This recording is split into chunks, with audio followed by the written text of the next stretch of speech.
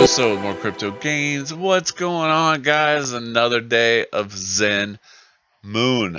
All right, today I want to talk about my my absolutely biggest mistake that I made with Zen. Okay, and now looking back on this, hindsight's always 2020, but this was a huge mistake that I made. So when this all started, the people that did 1 day stakes made a ton of money dumping on everybody, right? And then after that, we had the early adopters of coin tools. So, that's one of the things that's a little frustrating about Zen is the people, once again, the people that trusted coin tools early on paid huge dividends by being able to multi-wallet before everyone else. So they kind of got literally a couple month jump start on everybody before everyone else was minting the Zen NFTs. So, which brings us to the mistake that I made. The mistake I made was I took the path of max pain. And what do I mean by that? I minted pretty much everything that I mint up to this point has been max mints, okay? Max pain.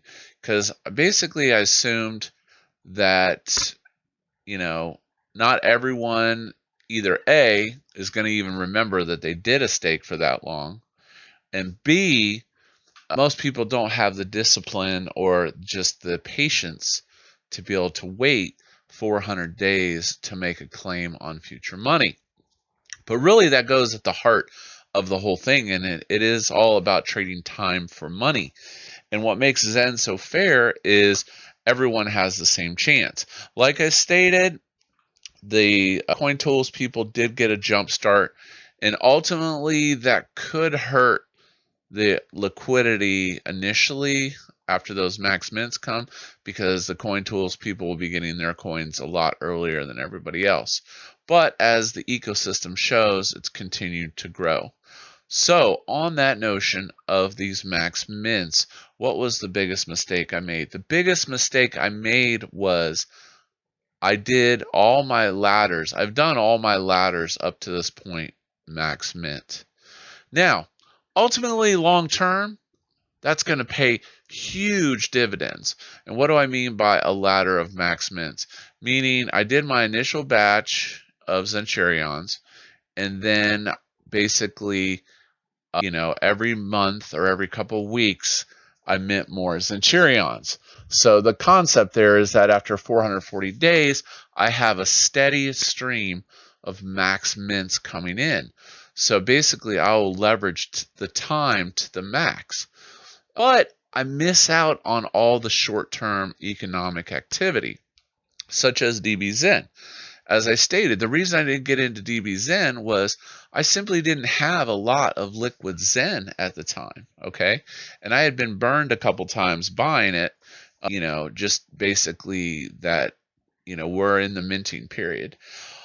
But what this shows me, the lesson learned is I should have done my max mints, made my initial batch, done my max mints every month, but I also need to ladder out shorter time periods because Zen has had an incredible run up in the short term. Okay, so the only way I can participate in a lot of these protocols that are launching in between now and my 440 days is going to the market and spending a lot of money on my Zen, which kind of goes against my principle of Zen, and that is you're minting it for free and you're trading your time. I'm not going to market and buying it because then I'm kind of going against the principle of how the project was launched. So my new strategy is max minting my initial batch, max minting monthly, but I'm also going through and laddering out my chains. And what do I mean by that? I mean, 60 day, 120 day, 180 day, 240 day, And then depending on what chain it is, those time periods will differ. Because if I do it on ETH, it's pretty expensive right now. Now, if I'm over here on Xen Turbo and I go to the claim monitor and I set this, let's say I set this at 60, and gas has been dipping to 17, so let's just call it 18. A 60-day mint is still profitable, okay? If you can squeeze it in. So anything under 60, I mean, this is going to fluctuate with the price, but I would say 40 to 50 days is probably your cutoff for profit. So basically, I want to set up my ladders 60, 90, 120, 150, 180. I have to have a stream of coins coming in. Now, some of these mints could become unprofitable if Xen dips. Okay, it's running right now, but what if we get exhaustion in the DBZen lobbies? Okay, then these could become unprofitable. But what we've learned is there's going to be a ton of projects launched, which is going to create economic activity in between now and your max mint. So you either A, have to go to market and buy it, or B, you have to ladder out some of those stakes. Now, I'm not saying go ape, right? Now, the counterpoint to this is on Polygon and BSC. So I had been minting on BSC, but looking at the numbers, looking at Poly, let's see, where was Poly at? Poly, I think personally, could be the next chosen one as far as economic activity, because the liquidity is very low and there's a ton of coins out there.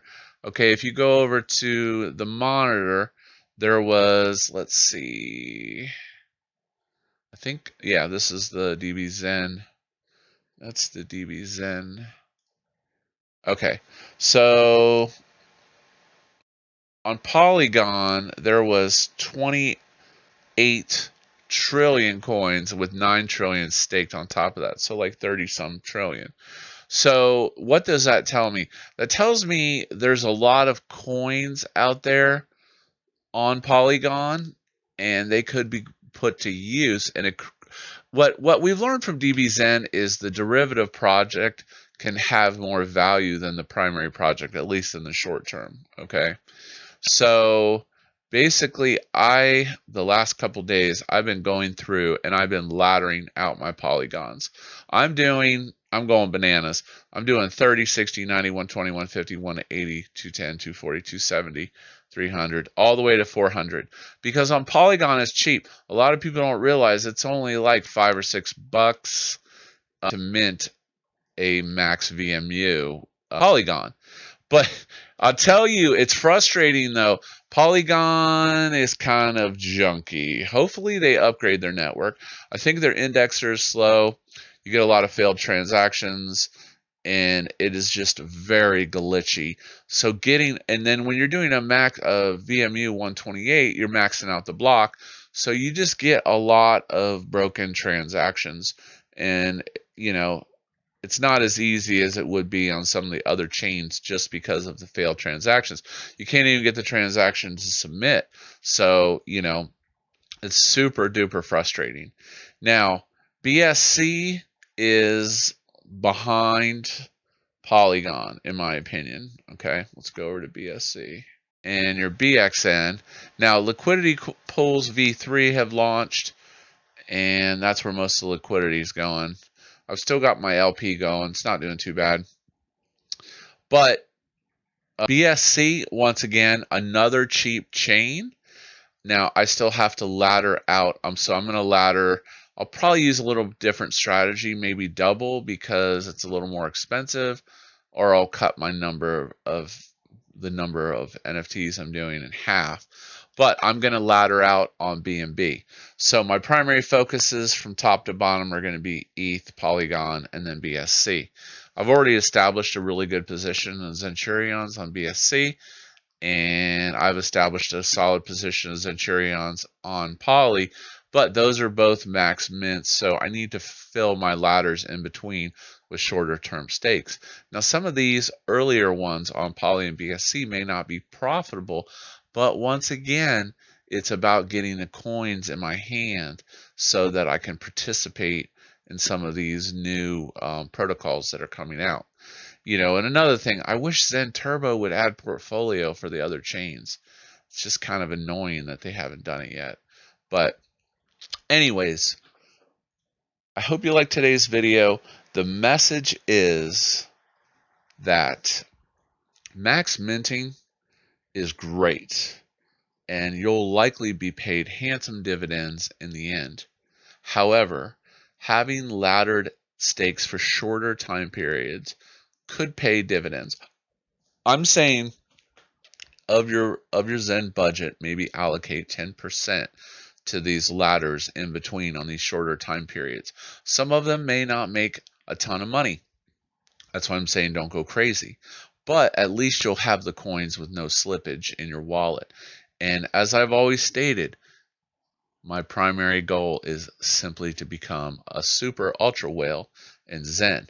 I'm holding on to my coins, and like I said, just dabbling a little bit in some of the protocols. But my long-term goal, even if it takes 2, 3, 4 years, is just to become a super whale. Yeah, that's it. Hope you liked today's video. As always, like, subscribe. This is Cryptoslo. If you're not talking gains, then we're not talking.